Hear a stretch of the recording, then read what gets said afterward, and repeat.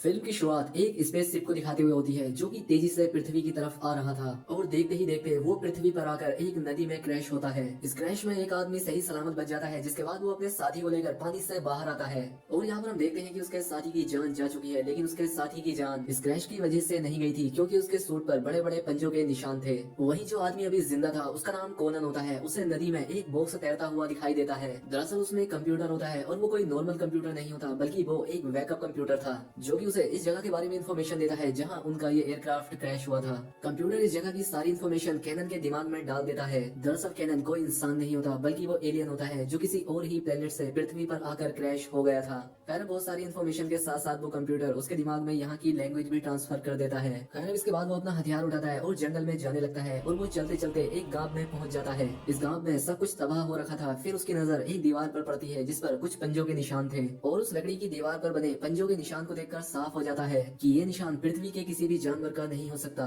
क्योंकि कोनन ये देखकर समझ जाता है कि ऐसे जानवर उसकी दुनिया में होते हैं। फिर अचानक से कैनन पर कोई हमला करता है और उसकी गन नदी में गिर जाती है और इससे वो भी बेहोश हो जाता है। उस पर हमला करने वाला इंसान किसी दूसरे गाँव का शख्स था। उसका नाम बुल्फ्रिक था। दरअसल ये दौर आयरन एज का था और आयरन एज में लोग गाँव और कबीलों के रूप में रहा करते थे। वो लोग अक्सर एक दूसरे पर हमला किया करते थे जो की एक आम बात थी। खैर बुल्फ्रिक कैनन को बांधकर अपने गाँव में ले आता है क्योंकि वो गाँव के बर्बाद होने का जिम्मेदार कैनन को समझ रहा था। उसे लगता है कि शायद गाँव की इतनी बुरी हालत इसी की वजह से हुई है। इस गांव का किंग जिसका नाम रोथकर होता है उसकी एक बेटी होती है जिसका नाम फ्रेया होता है और बुल्फ्रिक उसी बादशाह का नेफ्यू था। और क्योंकि अगला राजा बुल्फ्रिक ही बनेगा इसलिए राजा अपनी बेटी फ्रेया की शादी उससे कराना चाहता था, लेकिन फ्रेया इसके लिए राजी नहीं होती क्योंकि बुल्फ्रिक के जो फादर थे वो काफी जालिम और झगड़ालू किस्म के इंसान थे और अपनी इन्हीं बेवकूफियों की वजह से उन्होंने एक जंग में अपनी जान गंवा दी थी। इसलिए फ्रेया को लगता है कि जरूर बुल्फ्रिक भी अपने फादर के ही जैसा होगा। इसके बाद हमें उस तबाह हुए गाँव के सरदार को दिखाया जाता है जिसका नाम गनर था।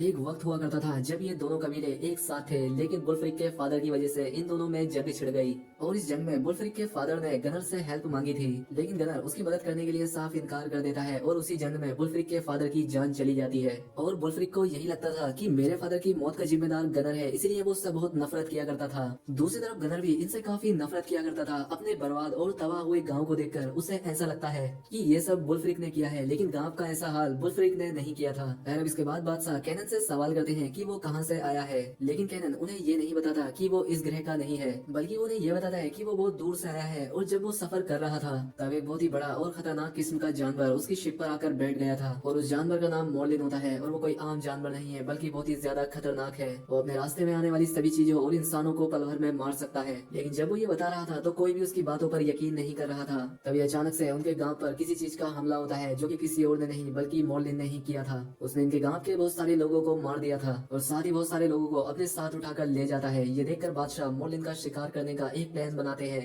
वो अपने कुछ सिपाहियों को इकट्ठा करते हैं और साथ में कैनन को लेकर जंगल में चले जाते हैं ताकि मोर्लिन का शिकार कर सके। अब कुछ दूर आगे जाने पर उन्हें एक बहुत ही बड़ी गुफा दिखाई देती है। वो उसके अंदर चले जाते हैं और जब ये लोग वहाँ खड़े होते हैं तब अचानक से कोई चीज बादशाह के ऊपर हमला करती है। दरअसल वो एक बहुत ही बड़ा भालू था जो कि राजा को मारने ही वाला होता है। तभी कैनन अपनी तलवार निकालकर उसके पेट में घुसाकर उसे मार देता है, जिससे वो फौरन मर जाता है। ये देखकर कबीले के सभी लोग कैनन को बहुत पसंद करने लगते हैं। उनकी नजर में कैनन की इज्जत बढ़ जाती है। अब भालू को मारने की खुशी में ये लोग सेलिब्रेट करते हैं, वो पार्टी करते हैं और काफी खुशियां मनाते हैं क्योंकि उन्हें लग रहा था कि उन्होंने मोरविन को मार दिया है, क्योंकि यही वो चीज थी जो कि उनके गांव के लोगों को मार रही थी। लेकिन कैनन जानता था कि इन लोगों की गलत फहमी है क्योंकि मोरविन अभी भी जिंदा है। खैर अब अगली ही रात उनके गाँव पर फिर से एक हमला होता है और ये हमला कैनन ने करवाया था। ये दोनों कबीले आपस में बुरी तरह से लड़ते हैं और इस लड़ाई में दोनों कबीले के बहुत सारे लोगों की जानें चली जाती है। गवर्नर की टीम यहाँ पर हार जाती है और गवर्नर और उसके बाकी के साथी इस जगह को छोड़ने का फैसला करते हैं और जंगल में चले जाते हैं। लेकिन जब वो जंगल में होते हैं तभी मोरविन उन पर अटैक कर देता है और गवर्नर के सिपाहियों की जान चली जाती है। फिर मोरविन गवर्नर पर हमला करता है और गवर्नर भी उसे देख लेता है और वो फौरन ही बुल्फ्रिक के गाँव की तरफ भागने लगता है और तभी वो गाँव के लोग भी मोरविन को अपनी तरफ आते हुए देख लेते हैं और उन्हें यकीन हो जाता है कि ये कोई भालू नहीं है बल्कि उससे भी कोई भयानक चीज है।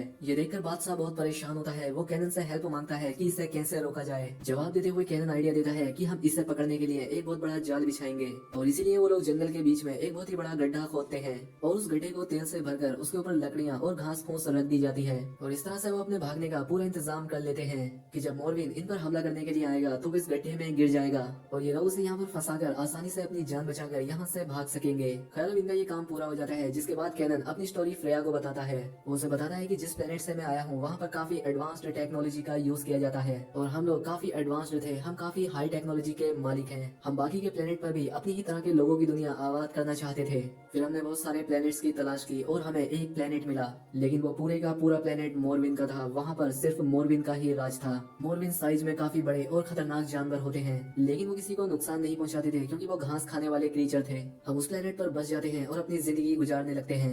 हमें बाकी के भी प्लेनेट पर लोगों को बसाना था, इसीलिए हम मोरविन को मारने का फैसला लेते हैं। हम लोग मोरविन को एक नॉर्मल सा जानवर समझते थे, हमें उसके खतरे का कोई अंदाजा नहीं था। इसके बाद हमारे लोग मोरविन के प्लेनेट पर जाकर उन पर हमला कर देते हैं। हमने उन पर न्यूक्लियर हमले किए जिसमें सारे मोरविन मारे गए। वो प्लेनेट मोरविन की आबादी से एकदम साफ हो चुका था और उसके बाद हम लोग अपने जैसे लोगों की दुनिया वहाँ पर आबाद कर देते हैं। इस प्लेनेट पर कैनन की फैमिली भी रहना शुरू हो जाती है, लेकिन एक बार कैनन को अपने मिशन पर जाना था।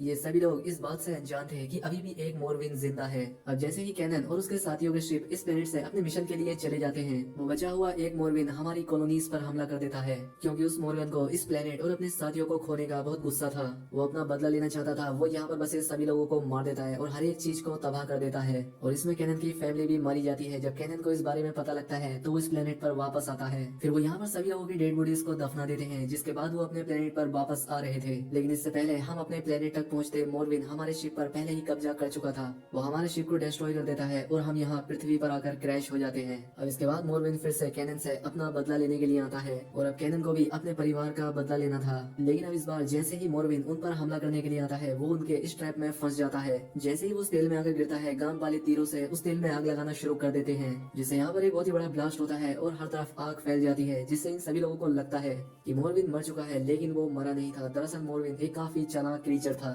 जिसने बहुत सारे इंसानों को एक कैद खाने में कैद करके रखा था, और वो खुद भी वहीं पर रहता था। और वहाँ पर इंसानों को रखने का उसका मकसद यही था ताकि वो अपनी नस्ल बढ़ा सके, और वो इसमें कामयाब भी होता है। वो एक मोरविन पैदा कर लेता है और उस मोरविन का बच्चा इन लोगों पर अटैक कर देता है। साथ ही वो दूसरा मोरविन भी आग से बाहर आ जाता है। वो बाहर आते ही वो सारे लोगों पर अटैक कर देता है और कई सारे लोगों को मार देता है। इसमें बादशाह की भी जान चली जाती है और पूरा गाँव तबाह और बर्बाद हो जाता है। इसके बाद कोनन को भी समझ आ जाता है कि वो मोरविन तक कैसे पहुंचेगा। उसे एक कुएं का रास्ता मिल जाता है और रास्ता सीधा मोरविन की तरफ जाता था।